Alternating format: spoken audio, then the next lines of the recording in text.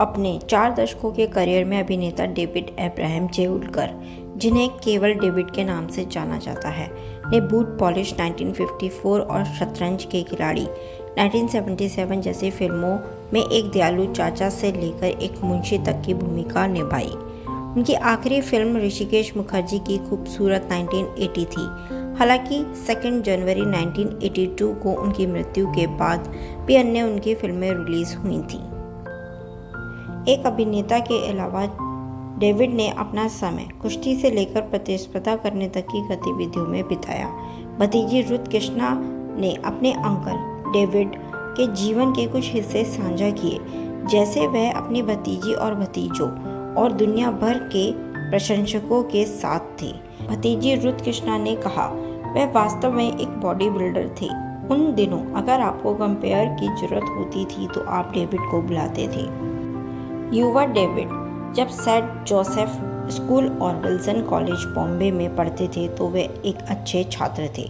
उन्होंने अपने सबसे बड़े भाई शालोम की इच्छा पर अपने नाम के साथ BA LLB जोड़कर कानून की डिग्री भी प्राप्त की, जो बाद में मुंबई के सर जैकब जसूस स्कूल में हेडमास्टर बने। रुथ कृष्णा के पिता डैनियल एक डॉक्टर थे। वह शायद याद करते हुए कहते थे कि मेरे पिता और वह काफ़ी हद तक एक जैसे दिखते थे। एक बार कोई मेरे पिता के पास आया और उनसे उनका ऑटोग्राफ मांगा। चूँकि मेरे पिता का नाम डैनियल अब्राहम था और वह डेविड अब्राहम थे, इसलिए वह D अब्राहम के रूप में हस्ताक्षर करेंगे। वह कहते थे कि मैं उन्हें निराश नहीं करना चाहता था। डेविड के पिता इब्राहिम की मृत्यु तब हो गई जब डेविड छोटा लड़का था, इसलिए उनका पालन पोषण उनके बड़े भाइयों ने किया। रुथ कृष्णा ने कहा, उनकी माँ दीना 104 साल की उम्र तक जीवित रहीं। वह हमेशा 9 गज की साड़ी पहना करती थीं और केवल मराठी बोलती थीं। डेविड को शुरू से ही कला का शौक था और उन्होंने फ्रेंच में कुछ नाटक भी किए थे। एक पड़ोसी श्रीमती रो फ्रेंच में नाटक आयोजित करती थी और वे उनके बगीचे में प्रदर्शन करते थे। फिर उनकी मुलाकात वहाँ किसी ऐसे व्यक्ति से हुई जो फिल्म डिवीज़न का प्रमुख था और फिल्मों में आ गए, जिससे परिवार काफ़ी डर गया था। वह याद करती हैं, लेकिन अंततः परिवार को उनकी सफलता पर गर्व हुआ।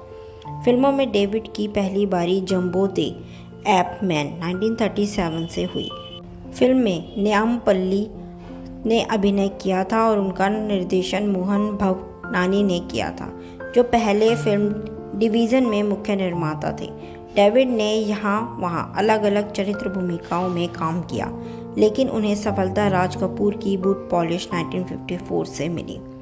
दिल को छू लेने वाली यह फिल्म डेविड द्वारा अभिनीत एक बूढ़े शराब तस्कर जॉन चाचा के बारे में थी, जो एक युवा भाई और बहन को सड़क पर ले आता है और उन्हें दिखाता है कि कैसे जीवित रहना है। डेविड ने अपने प्रदर्शन के लिए नवनिर्मित फिल्मफेयर पुरस्कारों में सर्वश्रेष्ठ सहायक अभिनेता की ट्रॉफी जीती और फिल्म अगले साल कांस महोत्सव में भी पहुंची, जहां इसकी काफ़ी सराहना हुई।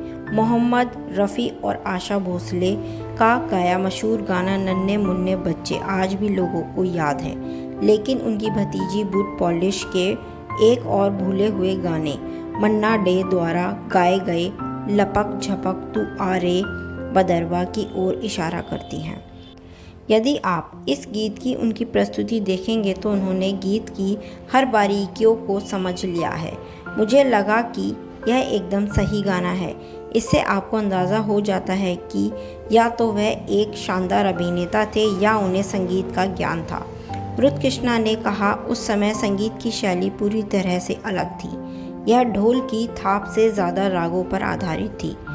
1969 में फिल्मफेयर पुरस्कारों और कई अन्य प्रमुख कार्यक्रमों के सदाबहार मेजबान को भारत सरकार द्वारा पद्मश्री से सम्मानित किया गया था। ऐसा कहा जाता है कि प्रधानमंत्री जवाहरलाल नेहरू हमेशा डेविड से इन सरकारी पुरस्कारों कार्यक्रमों को नियंत्रित करने का अनुरोध करते थे। रुथ कृष्णा को याद आया कि डेविड बहुत पढ़ा लिखा था और उसके 5 चित्रों का एक उल्लेखनीय संग्रह था। वह काफ़ी संग्राहक थे और उनके पास गद्दे, शरारती चुटकुलों का भंडार था। ऐसा कहा जाता है कि वह एक उत्साही खेल प्रशंसक थी। अभिनेता को यह कहने का शौक था, कृपया खेल से राजनीति को हटा दें और राजनीति में खेल मूल्यों को शामिल करें। उन्होंने लगभग 50 वर्षों तक बॉम्बे महाराष्ट्र भारोत्तोलन महासंघ के अध्यक्ष रहे और 35 वर्षों से अधिक समय तक भारतीय भारोत्तोलन महासंघ के उपाध्यक्ष रहे। इसके अतिरिक्त वह कई वर्षों तक भारतीय ओलंपिक संघ के सदस्य रहे और इन खेल आयोजकों के लिए दुनिया भर की यात्रा की। कृष्णा को याद आया कि वह हर मुलाकात के बाद परिवार के लिए स्कार्फ लाते थे। डेविड उस भारतीय प्रतिनिधिमंडल का हिस्सा थे जिसने 1952 में हेलसिंकी, 1960 में रोम, 1964 में टोक्यो, 1968 में मैक्सिको सिटी और 1972 में म्यूनिख में ओलंपिक में भाग लिया था। म्यूनिख में रहते हुए उन्होंने अपने दोस्त इजरायली वेटलिफ्टिंग टीम में मैनेजर को खो दिया, जो वह इजराइल दस्ते के उन 11 सदस्यों में से एक थे जो कुख्यात आतंकवादी हमले में मारे गए थे। कृष्णा ने आगे कहा कि डेविड फ्रीमेसन के ग्रैंड मास्टर भी थे। फ्रीमेसन में यह काफ़ी ऊंचा पद था और वह उनके सम्मेलनों के लिए भी यात्रा किया करते थे। डेविड के पास मध्य मुंबई के परेल में एक पारिवारिक घर था, लेकिन अभिनेता ने चर्चगेट में cricket club of India (CCI) में काफ़ी समय बिताया, जहां उनका अपना कमरा था। रुथ कृष्णा ने कहा, CCI का एक कोना था जिसे डेविड कॉर्नर कहा जाता था। इसकी जानकारी उसके दोस्तों के बीच उन्हें मिली। वह शुरुआती सदस्यों में से एक थे और उनकी आजीवन सदस्यता थी। मुझे लगता है कि उनकी सदस्यता संख्या 9 थी। अपने व्यस्त जीवन और करियर के बावजूद रुथ कृष्णा ने याद किया कि अंकल डेविड कभी भी शुक्रवार की रात की प्रार्थना नहीं छोड़ते थे।